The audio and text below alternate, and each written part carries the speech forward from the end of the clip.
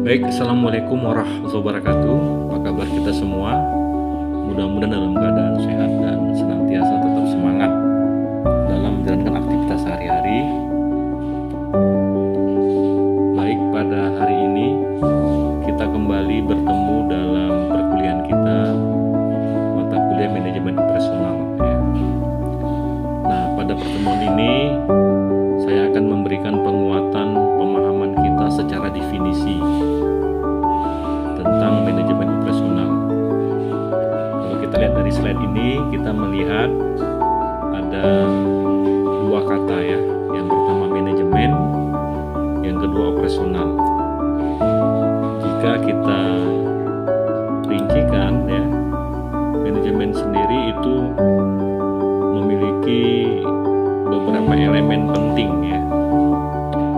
Elemen pentingnya diantaranya bahwa ada kata planning di sana. Planning artinya perencanaan.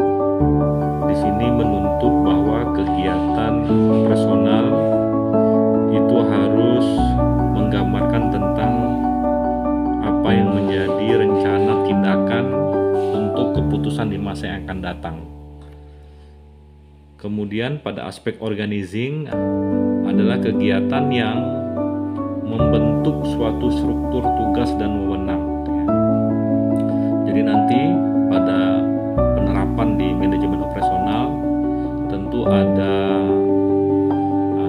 orang-orang yang terlibat ya, yang akan mendapatkan tugas untuk mereka bekerja, untuk mereka melakukan aktivitas yang berkaitan dengan pencapaian organisasi melalui kegiatan manajemen operasional. Kemudian ada aspek controlling, adalah kegiatan yang menjamin kinerja aktual sesuai dengan kinerja yang direncanakan. Ini merupakan aktivitas pengendalian ya, bagi kegiatan manajemen operasional. Dan yang keempat adalah behavior, atau bagaimana perencanaan, pengorganisasian, dan pengendalian mempengaruhi perilaku manusia. Artinya kegiatan manajemen ini harus ya berkaitan dengan perilaku orang-orang yang ada di dalam organisasi, sehingga mereka semuanya bekerja dan mengarah kepada pencapaian organisasi melalui planning, organizing, dan controlling. Kemudian kita lanjutkan secara definisi.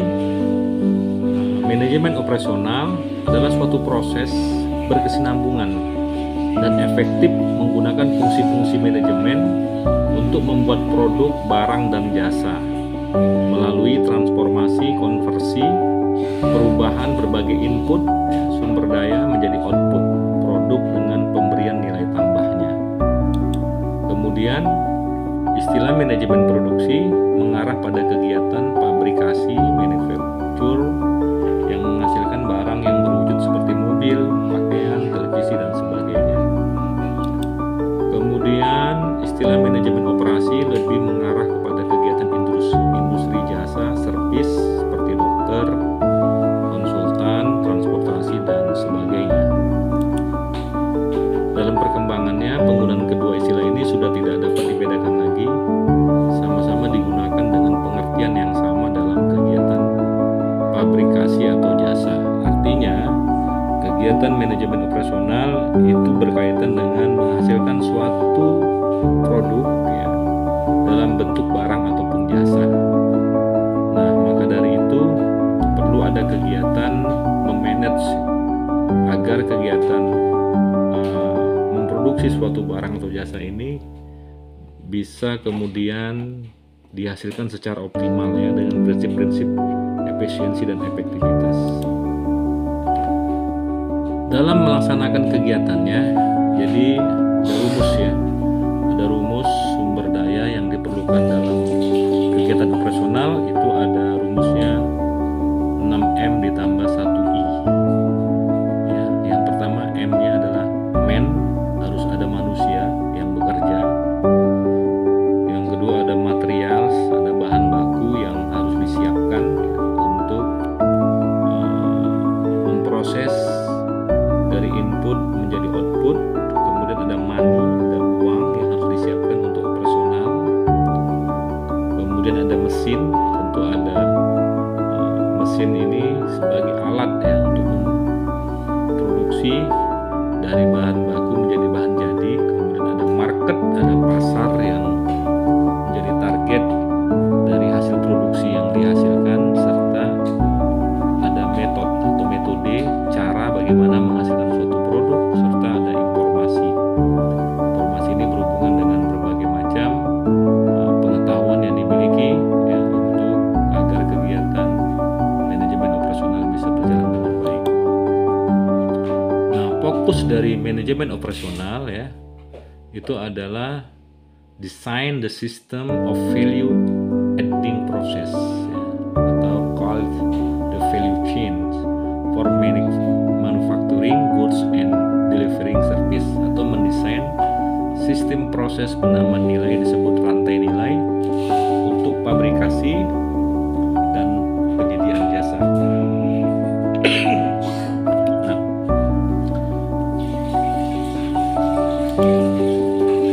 mengapa kita perlu mempelajari manajemen operasional ya? Satu dari 3 fungsi utama setiap organisasi yang saling terkait: menjual, pasar, marketing, produksi, kemudian biaya, rugi atau laba. Jadi fungsi dari manajemen operasional adalah menghasilkan produknya, sedangkan fungsi dari manajemen pemasaran adalah bagaimana menjualnya, sedangkan fungsi dari manajemen keuangan bagaimana agar perusahaan bisa mengatur ya, laba dan rugi ataupun analisis keuangan agar kegiatan perusahaan bisa berjalan dengan prinsip-prinsip efektif dan efisiensi. Kemudian juga MO itu membicarakan tentang bagaimana barang atau jasa diproduksi. Kemudian juga bagaimana memahami apa yang dikerjakan manajer operasi, serta bagian kegiatan yang banyak membutuhkan biaya.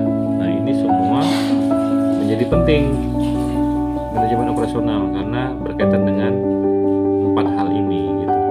Jadi salah satu biaya yang banyak dikeluarkan dalam perusahaan itu adalah kegiatan manajemen operasional.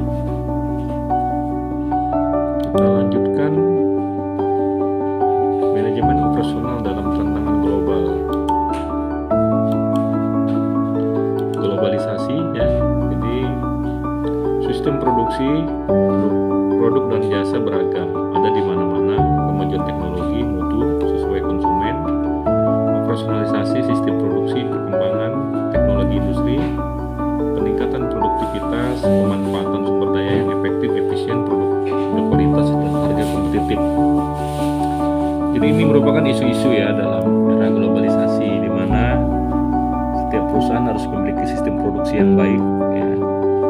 Karena produk dan jasa ini sekarang ini kompetisinya sangat luar biasa, beragam ya. Kita tahu merek mobil ada berapa, merek handphone ada berapa ya. Semua produk itu memiliki banyak variasi, jadi konsumen bisa saja memilih yang terbaik ya dari sekian banyak produk-produk yang ditawarkan.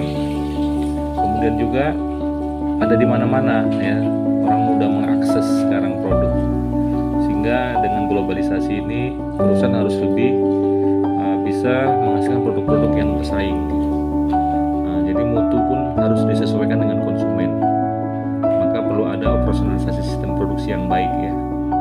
Ini semuanya isu-isu globalisasi sehingga dapat meningkatkan produktivitas ya, dengan memanfaatkan sumber daya yang efektif dan efisien, produk berkualitas dengan harga yang kompetitif.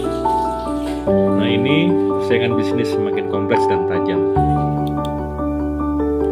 Jadi dunia telah tiba pada sebuah titik perkembangan strategis yang jarang terjadi, di mana hampir semua penduduknya yang tinggal di Cina, India, dan Rusia telah terintegrasi ke dalam ekonomi pasar dunia. Jadi banyak dari mereka adalah para pekerja yang sangat terdidik yang dapat mengerjakan hampir semua pekerjaan di dunia ini. Kita bicara mengenai 3 miliar orang. Ini menurut Craig Barrett Intel ya, tahun 2004. Nah, kita kemarin baru saja mendapatkan informasi tentang bangkrutnya Sritex ya, salah satu industri tekstil tertua di Indonesia. Ini akibat persaingan yang luar biasa ya, dimana masuknya produk-produk impor yang lebih murah, lebih efisien ya, lebih bersaing, sehingga produk-produk dalam negeri satu persatu sudah mulai bertumbangan. Inilah efek dari globalisasi, dan kita tentunya harus siap untuk bersaing dalam situasi ini gitu, sehingga harus memahami manajemen operasional dalam arti yang lebih efektif ya, lebih efisien dan lebih kompetitif. Kita lihat nih, ada pabrikan mobil India Tata Motors ya. Ini hasil dari produk mobil India. Ini kita lihat pabrikan Proton Malaysia. Kemudian bagaimana sistem operasi mobil Proton di Malaysia? Kalau kita lihat ini ada gambarnya ya. Aktivitas pabrik mobil Proton di Malaysia. Nah, ini ada beberapa tantangan masa kini ya. Bagaimana bisa perusahaan itu harus being better, bisa lebih baik ya, being faster, bisa lebih cepat ya, kemudian bisa lebih unggul dan bisa lebih kreatif ya. Semua ini akan dapat membuat sebuah perusahaan menjadi survive ya, dengan kondisi-kondisi yang luar biasa, di mana perusahaan ya itu bersaing antar negara ya terhadap produk-produk sejenis. Nah, sekarang pertanyaan berikutnya adalah mengapa manajemen operasional itu penting. Jadi sebagian besar aktiva perusahaan umumnya tertanam dalam aktivitas operasi produksi. Jadi karena investasi terbesar dalam sebuah bisnis itu adalah kegiatan dari manajemen produksinya, maka itu penting di manage ya. Kemudian sebagian besar sumber daya manusia berada dalam departemen produksi. Kalau kita lihat sebuah pabrik, tentu sebagian besar orang-orang yang bekerja di perusahaan itu di bagian produksi ya. Nah, ini sehingga MO itu menjadi penting untuk dipelajari secara lebih mendalam dan lebih fokus, sehingga perusahaan kemudian benar-benar bisa menyelenggarakan perusahaannya dengan prinsip-prinsip efektif dan efisien. Kemudian kegiatan operasional perusahaan merupakan kegiatan utama perusahaan. Jadi kegiatan dari utama perusahaan itu adalah operasional atau produksi. Jadi perusahaan yang tidak bisa menghasilkan produk ya berarti dia tidak akan pernah punya produk untuk ditawarkan kepada konsumen. Nah, ini ruang lingkupnya ya. Manajemen operasi, ada perencanaan sistem produksi. Kalau kita lihat ada penilaian produksi dan ada sistem produksi. Di sini ada fungsi manajemen. Jadi dalam perencanaan sistem produksi, pertama ada perencanaan produk, ya, bagaimana produk itu direncanakan, kemudian bagaimana lokasi pabrik disiapkan, kemudian bagaimana tata letak fasilitas produksi, kemudian bagaimana perencanaan lingkungan kerja, kemudian bagaimana perencanaan standar produksi ya. Ini merupakan aktivitas perencanaan. Sedangkan aktivitas pengendaliannya adalah bagaimana proses produksi bisa dikendalikan dalam kontrol yang baik. Termasuk di sini adalah bagaimana mengendalikan bahan baku, mengendalikan tenaga kerja, biaya-biaya produksi, kemudian pengendalian kualitas dan pemeliharaan. Kemudian dalam sistem informasi produksi, ini berhubungan struktur organisasi ya, yang harus disiapkan ya dalam kegiatan manajemen, karena nanti ada siapa mengerjakan apa, harus jelas strukturnya. Kemudian menghadirkan ataupun menyiapkan produksi berdasarkan pesanan atau request dari konsumen. Jadi harus memahami apa maunya konsumen. Kemudian juga produksi untuk persediaan, artinya untuk pasar ke depan. Jadi ada produksi yang memang dibuat karena pesanan, dan ada produksi yang sudah disiapkan untuk ditawarkan di pasar yang akan datang. Nah, inilah fungsi dari manajemen operasional. Saya kira materi kedua kita sampai di sini dulu ya. Mudah-mudahan kita tetap semangat dan belajar secara mandiri. Nanti hal-hal yang belum paham dapat didiskusikan lebih lanjut di endingnya masing-masing. Demikian, terima kasih.